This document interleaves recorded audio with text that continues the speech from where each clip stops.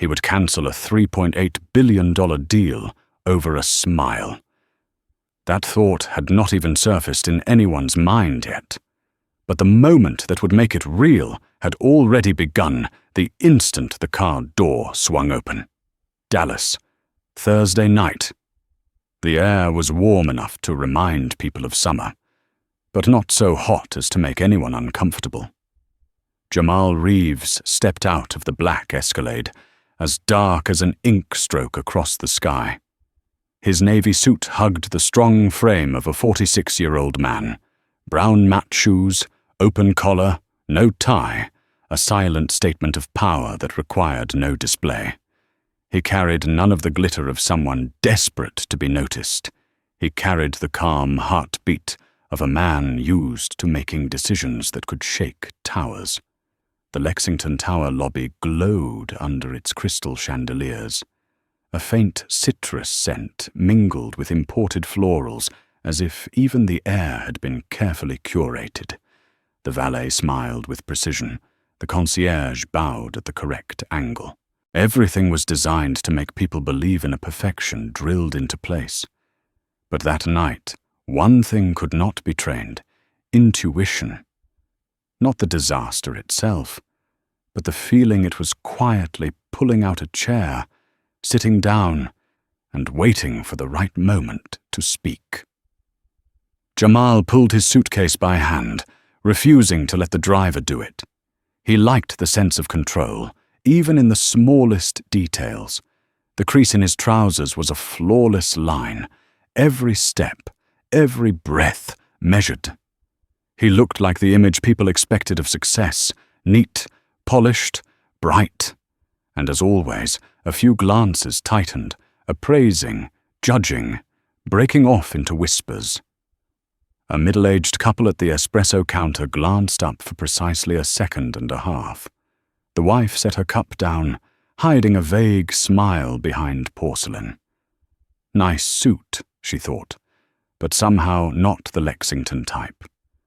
The husband eyed the suitcase, charcoal, hard shell, no flashy logo, and pressed his lips. Expensive, but not the right class. The thought passed as quickly as light across a red carpet. At the revolving door, a man in a checkered shirt, heavy with sporty cologne, entered with a friend. He looked at Jamal, raised an eyebrow slightly. Probably the driver dropping off the boss. In his mind, the order was already fixed. Men like Jamal, his skin, his calm gait, no insignia, fit better behind the scenes. Prejudice does not always scream. Sometimes it only sighs, faintly.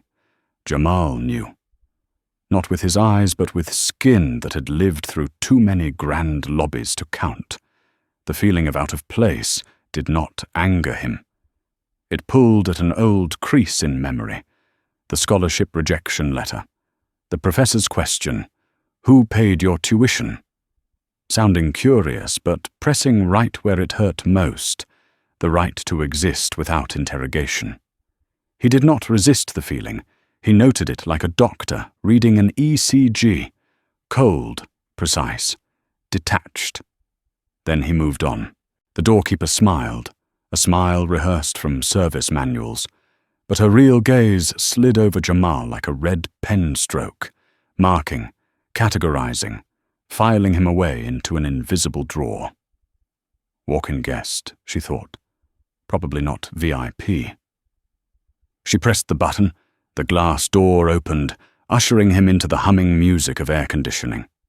At the far end of the lobby, Kelsey Morton, 34, assistant hotel manager, was scanning the VIP schedule on a tablet, thin as a whisper. The crease between her brows was carved from 3 a.m. calls and emails labeled urgent, yet sent at midnight. She checked the list. Marwood Group representatives had checked in. The executive floor boardroom was prepped, water bottles with the right labels in place. Who's missing? She wondered.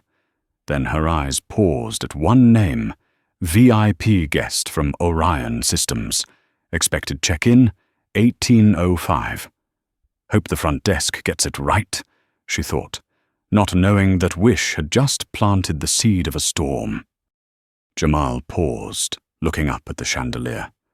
The beauty of the Lexington, so exact it felt soulless, reminded him of Orion Systems Labs, where his logistics algorithms redrew the paths of millions of shipments each day. He loved order, but he despised anything pretending to be orderly while hiding narrow-minded chaos beneath. He placed a hand on his jacket pocket, where the weight of the Centurion card lay cold like a shard of ice, and he found himself smiling. Not because of the card, but because of the irony. How many times had he signed contracts worth hundreds of millions in 10 minutes, yet still had to prove he was worthy of a kind smile at the front desk? The voice in his head played soft like jazz. Don't let the room define you. That was his mother, Charlene, speaking from the small kitchen in Oklahoma years ago, and his father, Leonard, rougher. You don't need to knock if you built the house. Those words had lifted him too many times to count. Today they only reminded him to stand tall. Outside, valet Jaden, 20, had noticed the license plate, the gate, the way Jamal pulled his own suitcase. Not like the show-off guests, he thought. He had no right to interfere. But instinct whispered, this man was not ordinary. He wanted to say, "Welcome, sir," in a way that felt different. But protocol was protocol. "Good evening, sir." He swallowed the rest of the words. Hope the deal closes well, because he was not sure that belonged in a lobby where everything had to be sleek and discreet. At the espresso counter, the wife pulled up the finance news on her phone. A headline flashed, Marwood Orion, historic deal pending. She did not connect that snippet with the man who had just walked past. She only noted the 3.8 billion number, like an oversized piece of jewelry, dazzling to look at, impossible to imagine. In the booking system, the name Jamal Reeves lit up on the screen like a blinking battery icon. On time to the minute, the computer registered. But humans are not machines, and seconds later, assumptions would arrive before a confirming click. Jamal stopped at the front desk. The light reflected on the stone counter, painting a misty halo around his hand. He relaxed his shoulders, felt his pulse steady like slow-motion film. It's fine, he told himself. One night, one meeting tomorrow, then it's over. He could already see it, ink drying on the merger contract, southern plants roaring at full capacity, Orion algorithms optimizing routes for peak season. The concentric ripples of the future stretched beyond the boardroom, workers gaining shifts, suppliers gaining orders, shareholders gaining confidence. That was the difference between someone who made money and someone who created flow. He chose flow. From the corner, Kelsey looked up just in time to catch Jamal's figure. It was like a compass needle quivering. There's something about him, she thought. A kind of inner order. She slowed her step, meaning to approach the desk. Then an internal call lit up her screen, executive floor missing 2 presentation files. She hesitated half a second. The only thing she lacked today was time, and veered toward the elevators. A small choice, a thread thin as a hair. A thread pulled right could unravel an entire carpet. Jamal touched his pocket, the cold metal of the black card pressing against his fingertips. He did not look at it. He looked at his reflection in the stone surface, calm, closed, unreadable. Someone had once called him humble. He disliked the word. Humble sounded like asking permission. He simply chose silence, the most economical and most expensive language. And today, his silence would cost more than usual. These thoughts passed in a single breath. The lobby was loud enough to cover the soundtrack of fate, spoons clinking on porcelain, footsteps dragging, espresso machines hissing. No one noticed the city holding its breath before a jolt. "Who is he?" the man in the checkered shirt asked his friend, lowering his voice. "Don't know, looks like the boss's driver." "Yeah, maybe." The conclusion sealed with a casual nod. An invisible door shut, as always, right before the face of a man they had never met. If they could have heard across the city, they would have heard the faint vibration in Daniel's phone. CEO of Marwood Group, 52, reviewing slides one last time. Tomorrow, 8:30, Lexington Tower. Daniel did not know that a single invisible hitch at the front desk could dismantle a machine 30 months in the making. Jamal lifted his chin, offered a polite smile, the one he used to ease others while saving his words. He was ready to say good evening, ready to hand over his ID, ready to take his room key and mint tea as usual.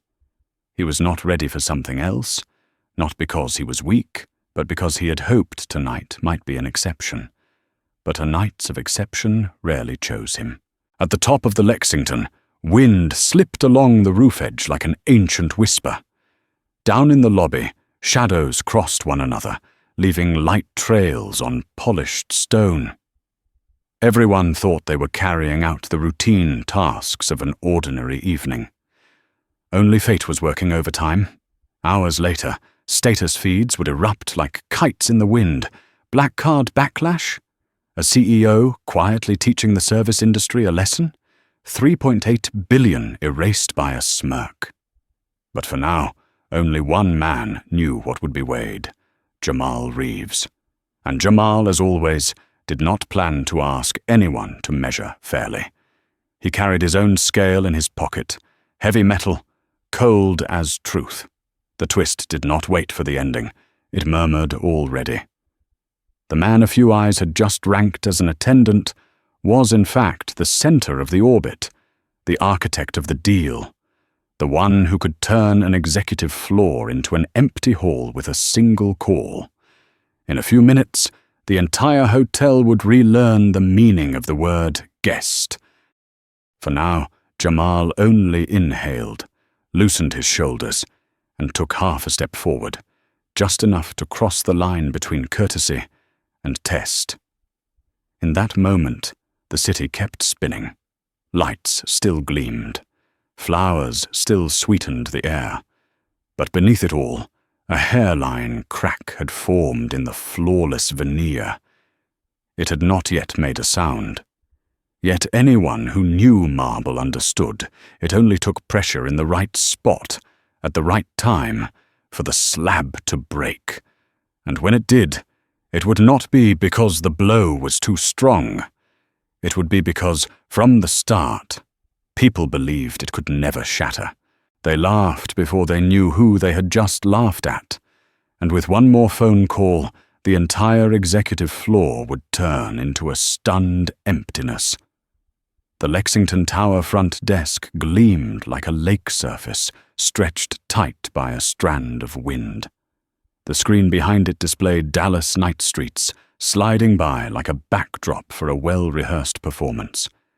Emily Hayes, 24, red hair tied high, just enough pale lipstick, a mint gum dissolving slowly on her tongue, looked up as Jamal Reeves's shadow fell across the stone. "Good evening, sir. May I have your name and identification?" Her voice was as smooth as the counter's surface. "Jamal Reeves. Reservation under my name," he replied, a polite smile just touching the corner of his mouth. That composure made Emily falter for a beat, not from fear, but because she could gauge the soundless certainty of the man before her. Then habit pressed down. She typed, glanced, hit enter. "Found it, Mr. Reeves. Credit card and ID, please." Jamal did not hurry. He drew his wallet, his fingertips meeting the cold metal edge. The card was heavy like a sealed commitment. He set it on the stone. No extra sound. Metal met stone, Neat, a small ting like a clock hand passing a number. Emily caught the card between two fingers, unable to hide her curiosity. She had never touched a real Centurion. Online they looked glossy, like props. In real life they were heavy and silent. The silence of rooms few people enter.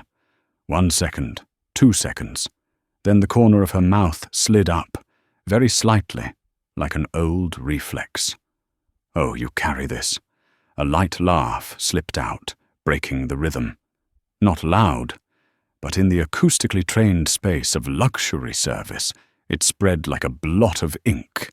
Behind her, the man in the checkered shirt, still heavy with sporty cologne, snorted and switched his espresso to the other hand. "A Centurion, huh?" he muttered to his friend. "Doesn't quite fit." Jamal did not move. He heard the laugh like a pebble dropping down a deep well, knowing it would hit bottom. But the bottom was not here. He lifted his eyes slowly. "Is there a problem with my method of payment?" Emily realized something had just crossed the professional line, but self-defense moved faster than regret. "No, sir. It's just we rarely see this card. Usually it belongs to, executives." The word executives popped out of her mouth like a stray pin that pricked skin. A few lobby glances reacted, turning, flicking, veering away. The mint gum dissolved faster. In Jamal's mind, a memory door swung open without a lock. The professor years ago, tilting his head to ask, "Who paid your tuition?" Not "How did you study?" An old warning from his mother brushed past. Do not let the room define you. Those lines did not ignite him. They only placed a hand on an old bruise. "Your ID?" Emily asked again, trying to pull her voice back onto the script. But the way her eyes lingered on the card, as if looking for a grammatical error in a perfect sentence, said more than enough. Jamal placed his identification. His finger landed as lightly as setting down a chess piece in a game he knew he did not need to win. Because winning was not worthy. Choosing to walk away was. The system accepted it. A green light blinked. Emily still hesitated. The hesitation became a pocket of air that let everyone hear what they were thinking. At the door, Jaden, the 20-year-old valet, looked over. He caught Jamal's eyes for less than half a second. He heard no words, but he understood the rhythm, a choked note that did not belong to the card and did not belong to the process. It belonged to the things people thought they had left in the previous decade. "Could you place the deposit with, another card?" Emily added, as if someone had poured more sand into the gearbox. The corner of Jamal's mouth lowered by exactly a millimeter. He tilted his head, looking straight at her. "I cannot, and I do not need to." The answer settled like a block of stone. Behind him, checkered shirt snickered. That laugh, thin and sharp, could cut paper. Jamal exhaled. Not deep, not long. Just enough. He took out his phone. The shift from enduring to deciding was so fast, no one heard the gear change. They only felt it. "Marcus," he said, voice low, clear. Nothing wasted. "Cancel the room block. Call Daniel. We are done. Now." On the other end, the COO of Orion Systems understood their language from 100 crises before. No explanation. Only action. "Understood." "Wait," Emily blurted, both hands still holding the card, her head dipping forward, as if trying to scoop back something that had slipped from her grip onto a glass floor. "Mr. Reeves, it is just—" Jamal cut off not her sentence, but the current of the room. He reached, retrieved the card, and put it back in his wallet, every movement precise like a robot. Yet within that precision was humanity, a tiredness without expression, with no need to prove anything. He inclined slightly, his voice pitched for Emily, yet just loud enough to make the two men behind them swallow their next joke. "I will find a place that respects me. As for the contract tomorrow morning, you are not quiet enough to hear the sound of it falling." He turned away. The suitcase rolled a straight line, like the final stroke on a master plan. The revolving door opened. A breath of cool air struck his face like a release. In that moment, as the glass door slipped past Jamal's shoulder, a prickle of dread crept up Emily's neck. Not the fear of a customer complaint. Something larger. A shadow of something dropping. Not from the chandelier, but from higher floors. The meeting room, the name plates, the lined-up water bottles, signatures waiting to dry. "What did you just do, Emily?" a colleague at the next station whispered, eyes flicking to the screen. "His name, it sounds familiar." Emily pinched the edge of the counter. I was just following procedure," she defended, her voice off balance. The card looked like a prop. In the elevator descending, Kelsey Morton exhaled, her hand still clamped around the tablet. When the doors opened, she stepped into the lobby, sweeping the space like a firefighter sniffing for smoke. No Jamal. No upright posture and quiet gaze she had clocked a minute earlier. What happened? Kelsey strode to the desk, her voice low and flat, a high-pressure front. Emily straightened, swapped in a fresh smile, trying to hide the shake in her hands. Just a walk-in guest. Seemed to be using a special card. I asked for another card. He called someone and left. "Guest's name?" Kelsey asked, eyes already skimming the tablet. "Jamal Reeves," Emily answered, suddenly hearing the name like a stone dragging her story under. The trap was not the word Jamal. It was the words attached to it on Kelsey's screen: VIP, Orion Systems, founder and CEO, estimated assets greater than $1 billion, linked, Marwood Group deal, event, executive conference, 0830. Kelsey felt her heart skip. Letters turned into objects, empty chairs, untouched glasses, a signature pen left behind. "Emily," Kelsey said slowly, slicing each syllable. "You just laughed at the card of the person leading the deal this hotel is set to benefit from directly for the next 3 years. Wait, leading the deal?" Emily stammered. I mean, Kelsey pressed. "You made a joke in the wrong place, and with the wrong person." Color drained from Emily's cheeks like water pulled from a basin. The mint gum lost its flavor. At the espresso counter, the middle-aged wife unconsciously set her cup down again. She could not hear the exchange, but she saw Kelsey's posture, stiff as a drawn bow. Instinct warned her that something big had just slid past beyond her reach.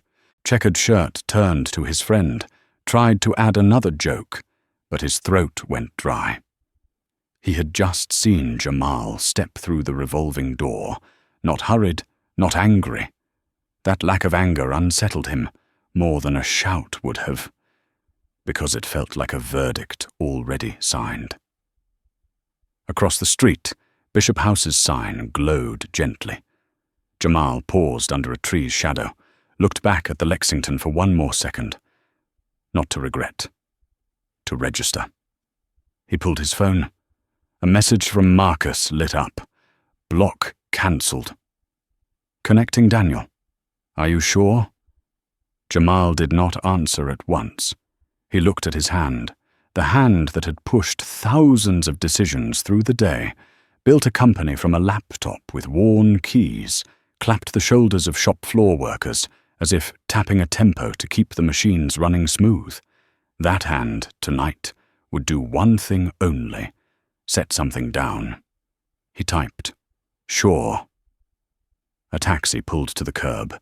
Jamal rolled his suitcase, stepped up, and got in. The door shut, slicing the Lexington's noise in half like a blade stitching closed a tear. The driver asked where to. Jamal said, "Bishop House." The car moved. The Lexington lobby, moments later, was still bright, still floral, still clinking spoons on porcelain. But something had vanished. The guarantee. The invisible guarantee that everything would proceed as mapped. The guest would sign. Rooms would be full. Revenue would arrive. It disappeared when a man pocketed his card and carried his silence out the door. Kelsey looked up at the crystal ceiling, hearing in her head the imagined sound of a glass shattering. She turned back, eyes locking with Emily's. Call the GM. Call legal. And she drew a breath. Pray there are no vacancies across the street. Emily nodded, but her hands did not obey. On the screen, the line "0830. Executive conference kept blinking like an arrhythmic heartbeat. Amid the scramble, no one noticed Andre. The bellhop who had stood still watching from the start set a hand to his chest and exhale. He knew exactly what he had just witnessed, power that did not need to raise its voice. It only needed to leave at the right moment. And when it left, the bill it left behind was not calculated in room rates. It was calculated in years for an entire industry. In the back seat of the taxi, Jamal rested his head and half closed his eyes. Not angry, not sad. A deep fatigue, like bones that had walked through rain for too long. He remembered his father's oil-stained hands. He remembered his mother waving away the smell of frying in their small kitchen. He remembered the scholarship rejection letter, thinking he had swallowed that bitterness long ago. It turned out he had only filed it in another drawer. Tonight, someone had accidentally opened it. The car stopped. The Bishop House sign tilted its shadow across the hood. Jamal paid, pulled his suitcase, and stepped into a small lobby with just enough warm light. "Good evening, sir," the front desk voice rang out. Plain, real, uncarved. Jamal nodded. That was all. But in that nod, a new chapter opened. Back at the Lexington, the old chapter began to crack. No fanfare, no drum roll, only a place so sure it understood what proper procedure meant, suddenly realizing it had skipped the most important procedure of all, respect. And tomorrow morning, when the clock nudged toward 0830, they would learn that lesson again in a room with no one in it.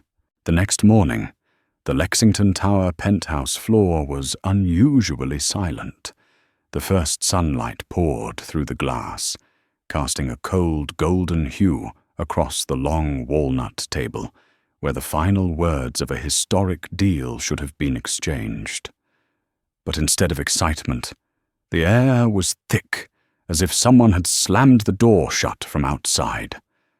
Leonard Price, 52, COO of Marwood Group, stood by the window. His hair was graying at the temples. His fingers drummed urgently against the rim of his glass, as if trying to locate the heartbeat of a deal about to die. He had been through many negotiations, had witnessed the shaky handshakes of rivals, but he had never seen silence this terrifying. Marissa Cole, 48, legal counsel, sat upright in her chair to the left. Her thin-rimmed glasses slid down her nose as she scanned each email. Every incoming message was another blade slicing into her doubt. Lucent has withdrawn from the hotel. Reeves did not attend the prep meeting. No response. Those words repeated like funeral drums, relentless and cold. Across the table, Dev Patel, 45, CFO, had shed his jacket and rolled up his sleeves, yet sweat still gathered on his forehead. He tried to steady his voice.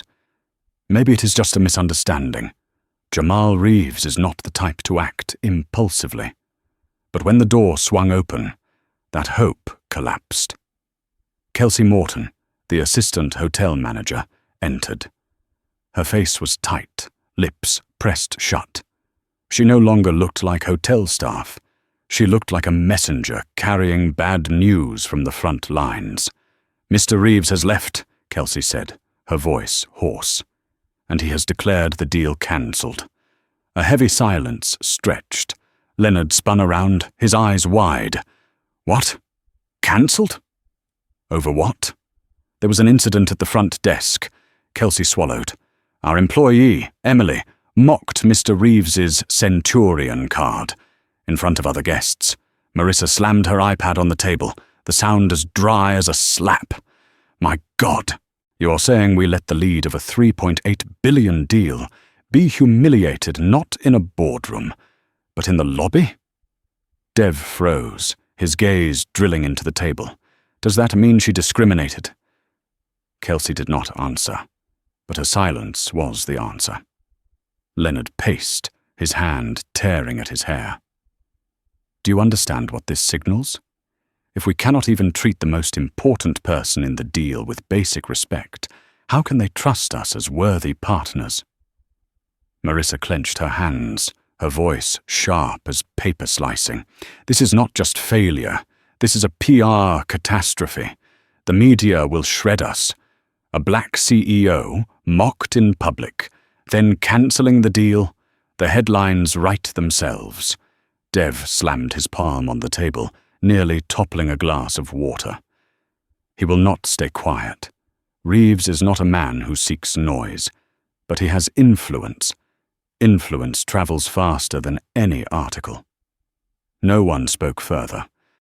Only the hum of the air conditioning remained, and their eyes locked on the empty chair at the head of the table, the seat where Jamal Reeves should have sat, guiding the meeting that would conclude 2 years of negotiation. In that moment, they realized, the deal did not die in the boardroom. It died at the front desk, and the culprit was not a competitor, but the prejudice etched in the glance of one employee. Leonard spoke softly, his voice trembling.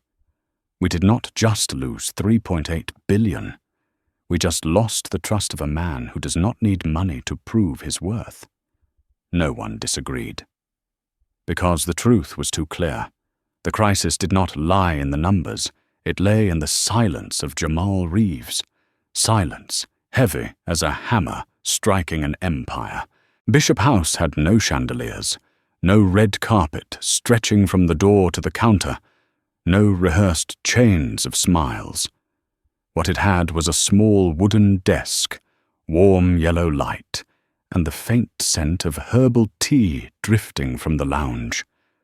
When Jamal Reeves walked in, the receptionist looked up, not hurried, not scrutinizing.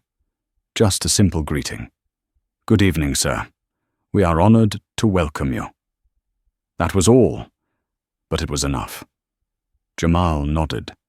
His steps grew lighter, as if the weight of the Lexington had fallen away behind the revolving glass door. He received his key and went up to his room on the 3rd floor. Not large, not luxurious, but clean and crisp. The window opened onto the Dallas night, headlights streaking into long trails across the glass. He sat on the edge of the bed, his hand resting lightly on his suitcase, feeling his heartbeat still steady. The phone buzzed. A message from Marcus, COO of Orion Systems. "Room block cancelled. Daniel is panicking." "Are you sure?" Jamal looked at the screen. The blue glow etched the lines around his eyes, marks of nearly 3 decades swimming against the current. He typed, "Sure. Do not let them continue." Immediately, another message appeared, this time from Tiana, his sister, 43, in Tulsa. "I heard you stopped the deal. Are you okay?" Jamal pressed his lips. He wanted to answer honestly, that there was never enough money, awards, or power to erase that moment when someone's gaze measured him as an imposter, as a stranger holding someone else's card. That the feeling of being underestimated never disappeared. It only changed its setting, from classroom to airport to a hotel lobby lined with gold. But he did not write that. His fingers paused on the screen, deleting word by word. Finally, only this remained. Yeah, just a little tired. I'm fine. The reply came quickly. Get some sleep, and don't let this turn you cold. Jamal lay back on the bed, eyes to the ceiling. Not angry, not resentful, only an old pain, smouldering in his bones. That pain did not make him cry. It made him weary, as though his entire body carried the memory of decades spent working twice as hard to earn half the respect.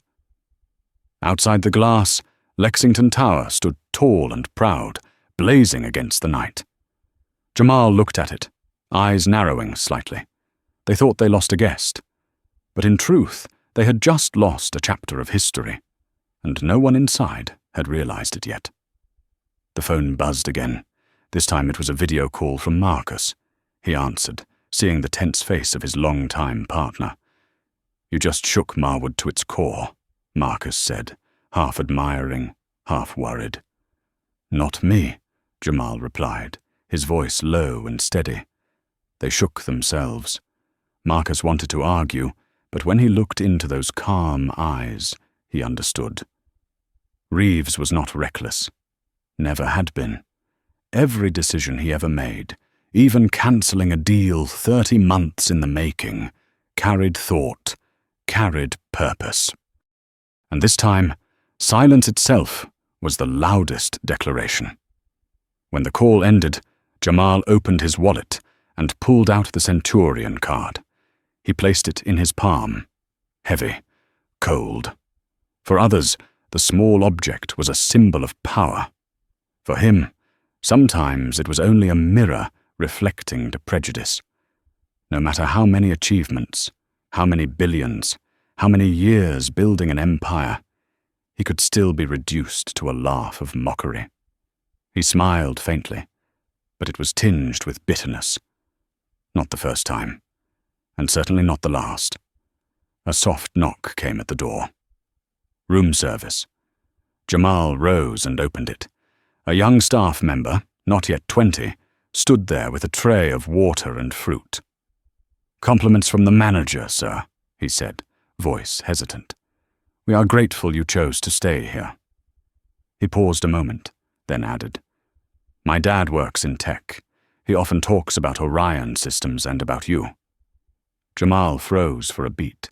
He looked into the boy's eyes and saw sincerity, admiration, untouched by doubt. What's your name? Ethan, sir. Thank you, Ethan. And thank your father. He raised a son who knows how to show respect. The boy smiled, nodded, and left. The door closed. Jamal turned back to gaze at the Lexington Tower across the street. Taller, brighter, more dazzling. But it had just become a symbol of what he knew too well. Blindness coated in gold. While Bishop House, modest and simple, had become the place he found the only thing he needed tonight. Respect. And in the stillness of that room, Jamal Reeves knew one thing. Tomorrow morning, the real storm would begin. The Lexington Tower lobby still blazed with light, but that light no longer felt luxurious. It was glaring, shining directly on the mistake. Guests still came and went. The elevator chimes still rang. But beneath that facade of normal rhythm, every current of tension vibrated sharply. Kelsey Morton strode quickly across the lobby, her heels striking the marble floor like drum beats pounding against a chest. In her hand, the tablet glowed with a chilling line. VIP. Jamal Reeves, CEO Orion Systems, Deal Marwood Group 3.8B USD. That single line was enough to send a chill down her spine. Emily Hayes still stood behind the desk, twirling a pen between her fingers, her expression careless, even tinged with arrogance. But when Kelsey stopped, her eyes sharp as a blade, that immature smile wavered.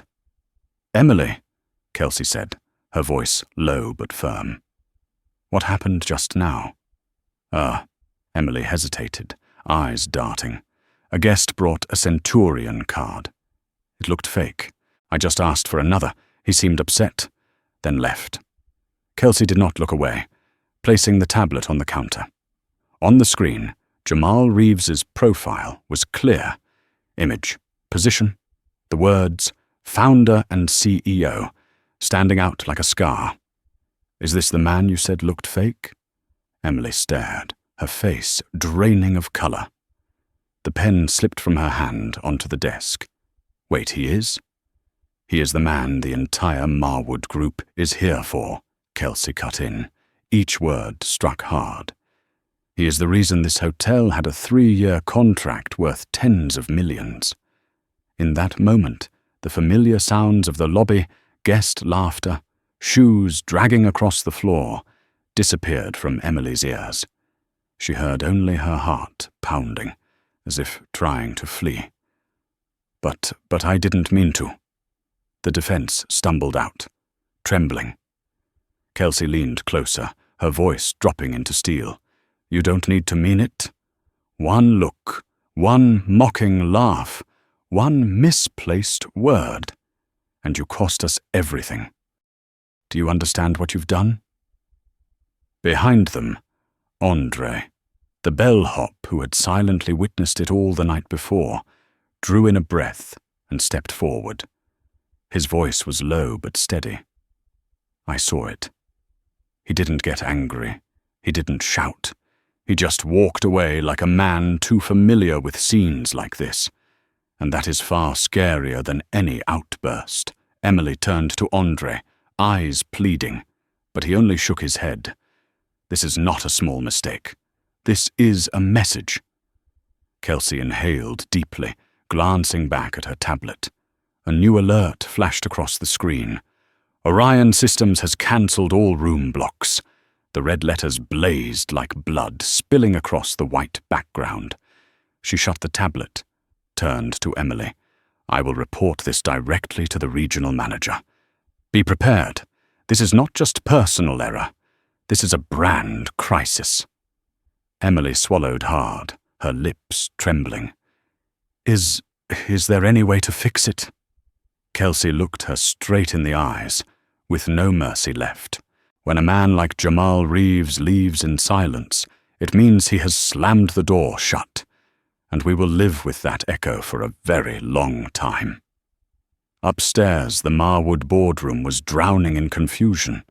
Down in the lobby, whispers had already begun to spread. Some guests murmured, "Who was he? I heard he's a tech CEO, a billionaire." Someone said he cancelled a major deal. Rumors spread faster than the elevators carrying guests upstairs. In just one night, Lexington Tower had shifted from a symbol of luxury to the center of a storm. And it all began with a laugh that could not be held back. The penthouse boardroom on the 28th floor of Lexington Tower had been prepared to shine. The long walnut table gleamed.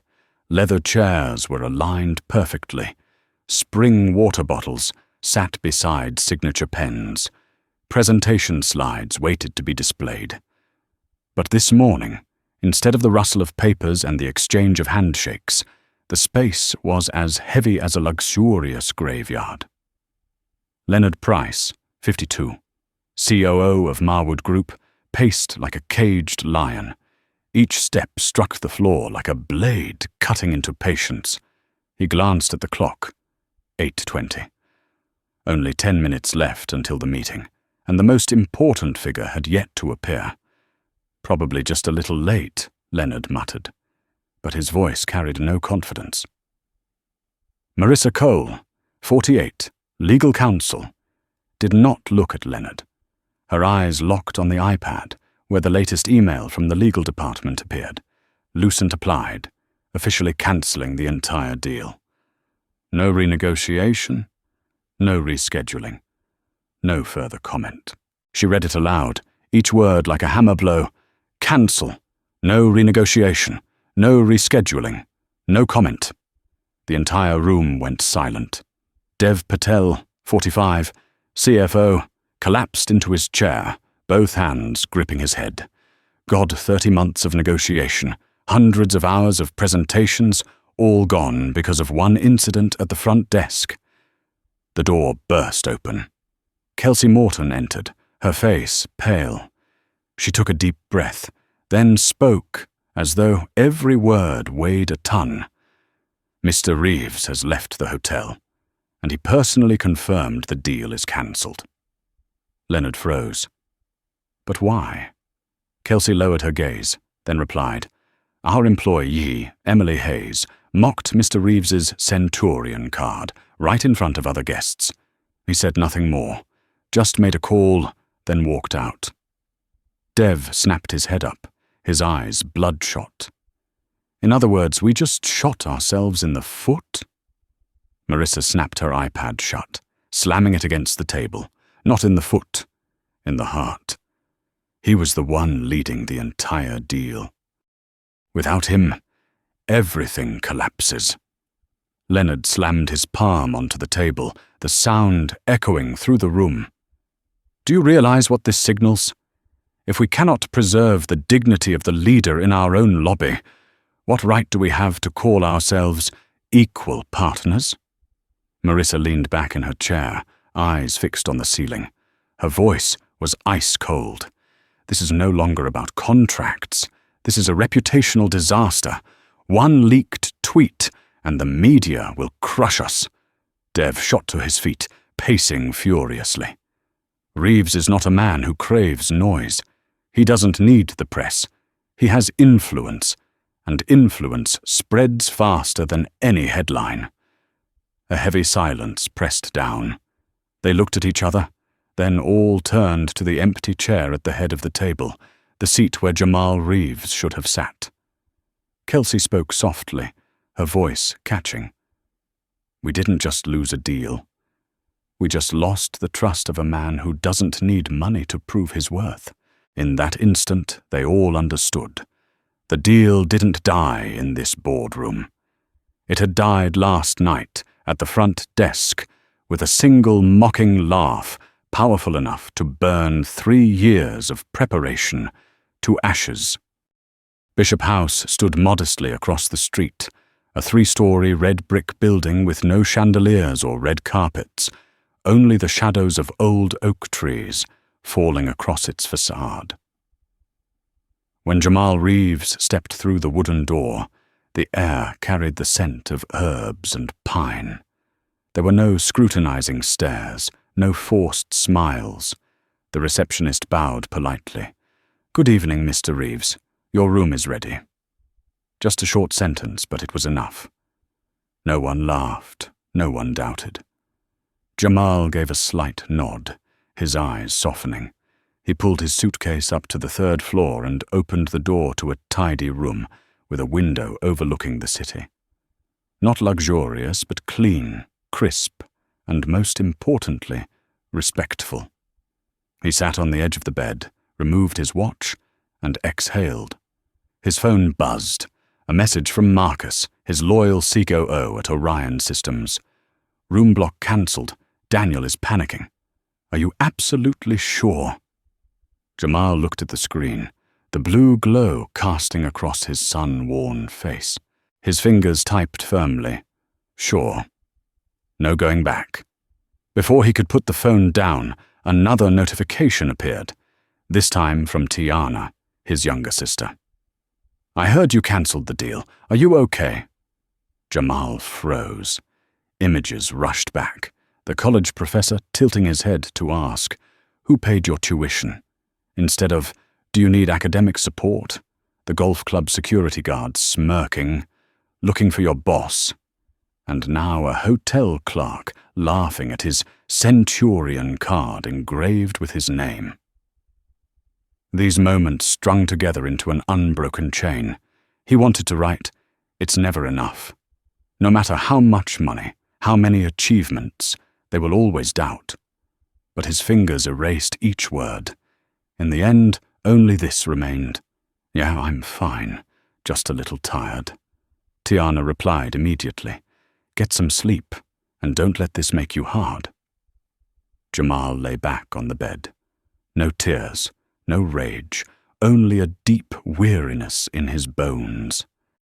The weariness of a man who had borne too many moments of being diminished, too many times proving he was good enough, capable enough, worthy enough to step into a room.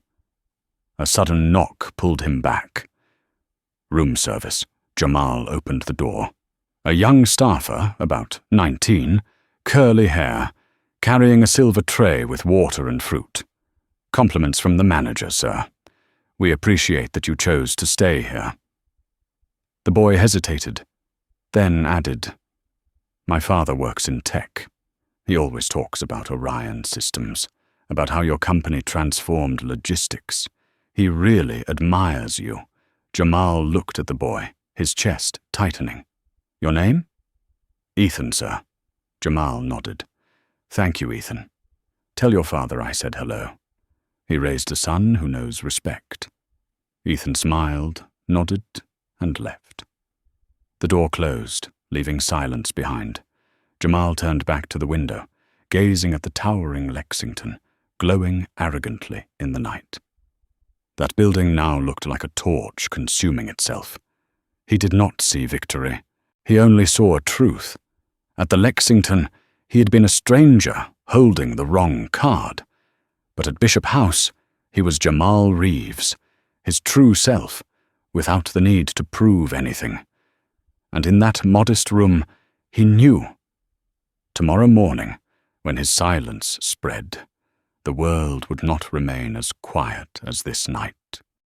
The night at Bishop House was quiet, only the faint sound of cars from the main road echoing through the thick glass. Jamal Reeves sat at a small wooden table, the yellow lamp casting its glow on his clasped hands. In his palm, the silver Centurion card lay motionless. For many, it was a symbol of power. For him, at times, it was only a mirror reflecting a cold truth. No matter how much he had, they could still laugh at him as if he were an imposter. He leaned back in his chair, eyes closed, and memories flooded in, so vivid it was as if someone had opened a door and called them back. Midwest City, Oklahoma. A small brick house on a narrow street, a garage out front smeared with oil. Leonard Reeves, his father, lay under a car, his shirt stained, sweat dripping down. Jamal, his voice rough but steady, hand me the 14 wrench. 10-year-old Jamal ran over, his small hands dirty but his eyes bright. In that little workshop, he learned his first lesson. The weight of labor never lies. His mother, Charlene, worked at the local post office. Each evening she placed a simple meal on the worn wooden table and reminded him, never forget. They may doubt you, but do not doubt yourself. Those words repeated over and over, flowing like blood through his will. At 17, Jamal stood on the porch, holding the rejection letter from a scholarship. Outstanding grades, nearly perfect scores, glowing recommendations from his pastor and teachers.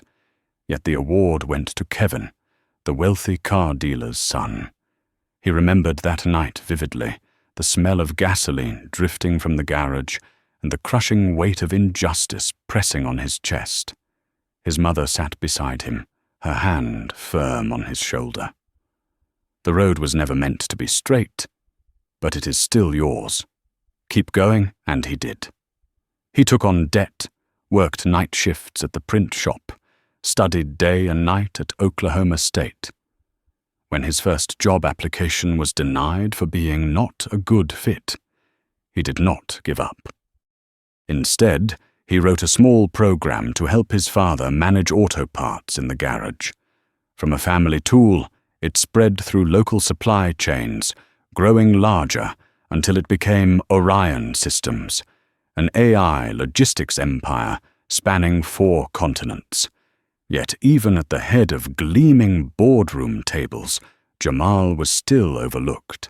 Time after time, investors reached for his CFO's hand first, assuming the CEO was merely the black assistant seated beside.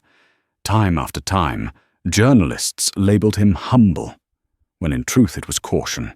He knew every word he spoke would be dissected, weighed, analyzed. Those memories played like a mournful refrain in the music of his life. Tonight, the only difference was that the refrain echoed inside a modest Bishop House room, looking directly at the Lexington Tower, radiant yet hollow. Jamal opened his suitcase and drew out an old folder, its edges yellowed with time.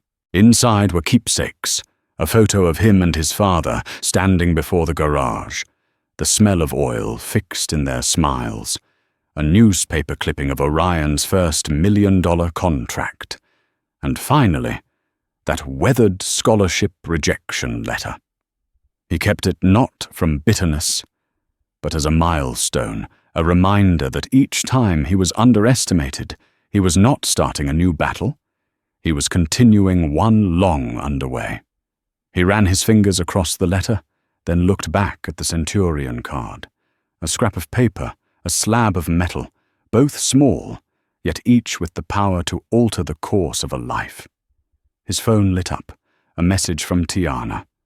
"Brother, the rumors are everywhere.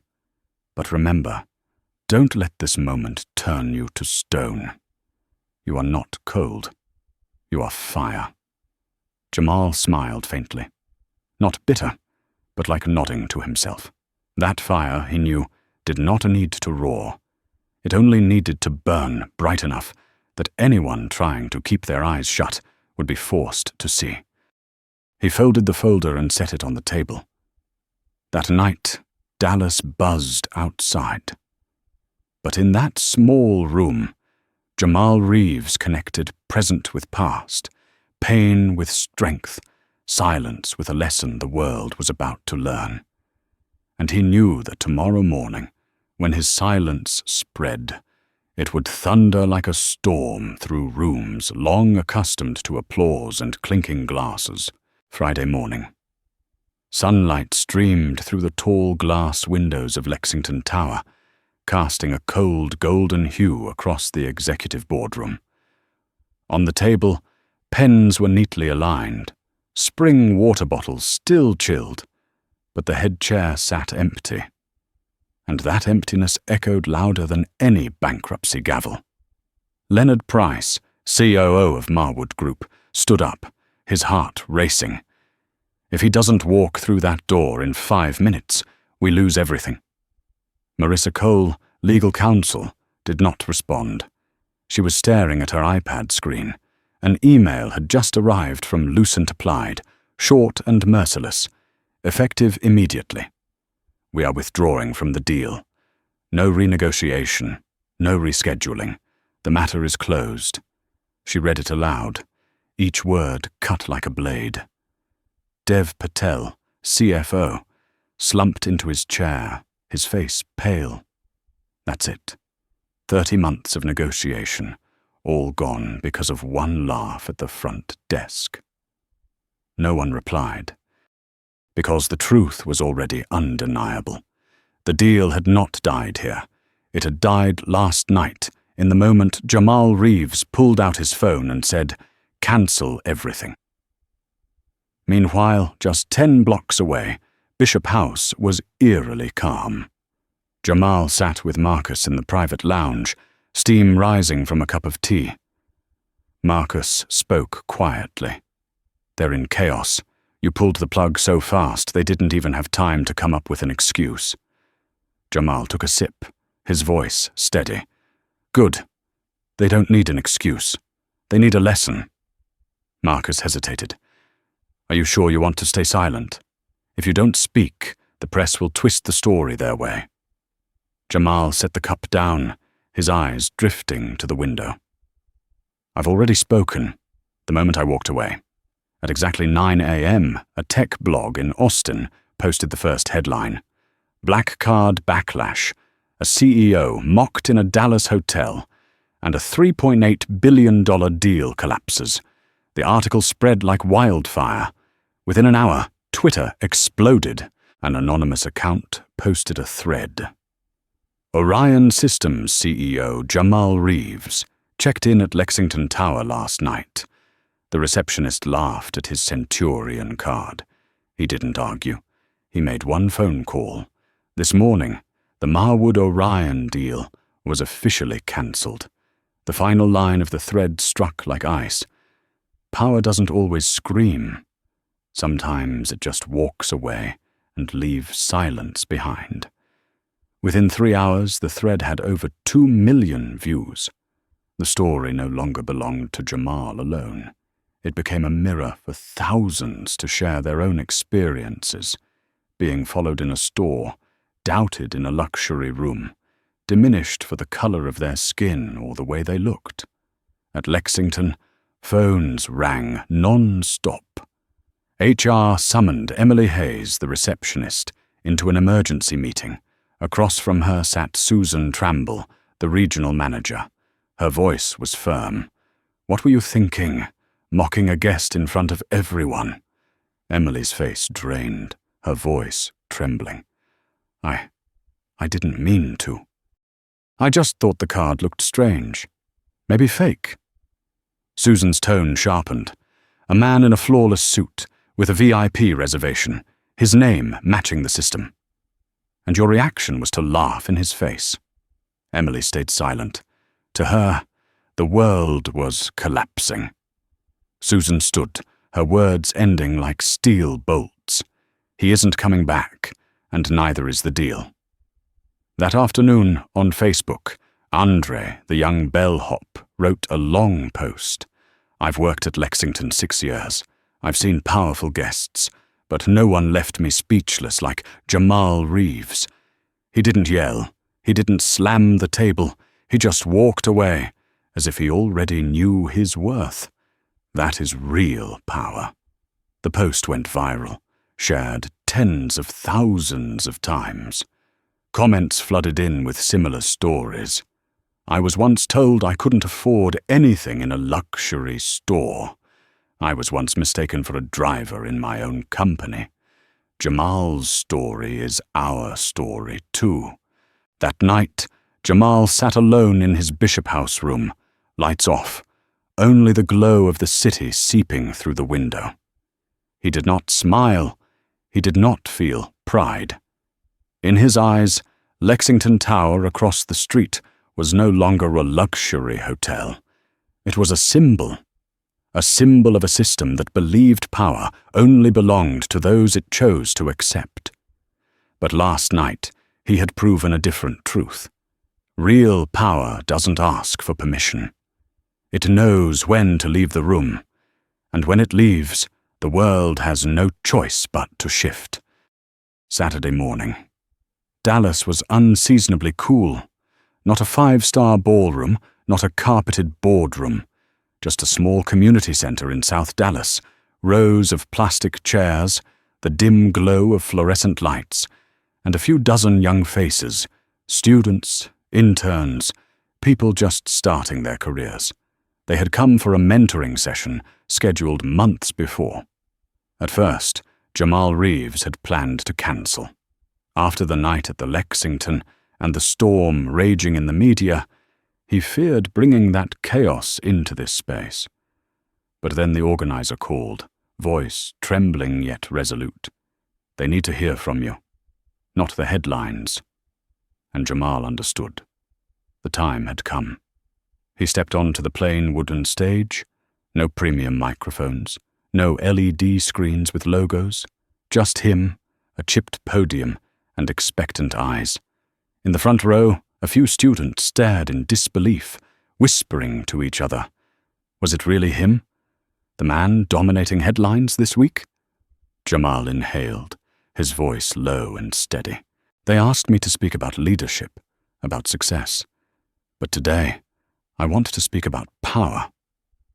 Not the kind they teach in books, shouting, intimidating, making others afraid. Real power is knowing who you are, and knowing when it is time to walk out of the room." The audience fell into absolute silence. I have signed $100 million contracts in 10 minutes, but I have also been asked if I was a bodyguard in my own headquarters. That is the world we live in. He paused, letting the words settle. And that does not change, even when you stand at the top. A student in the second row whispered softly, "Truth." Quiet, but Jamal heard it, and he smiled. He continued, voice firm. "I did not cancel a $3.8 billion deal out of emotion. I cancelled it out of principle. If a partner mocks your presence, they will never respect your partnership. Money cannot cover contempt." And my silence. That was my answer. He stopped, scanning the room. Young faces, eyes filled with doubt, hope, and fear.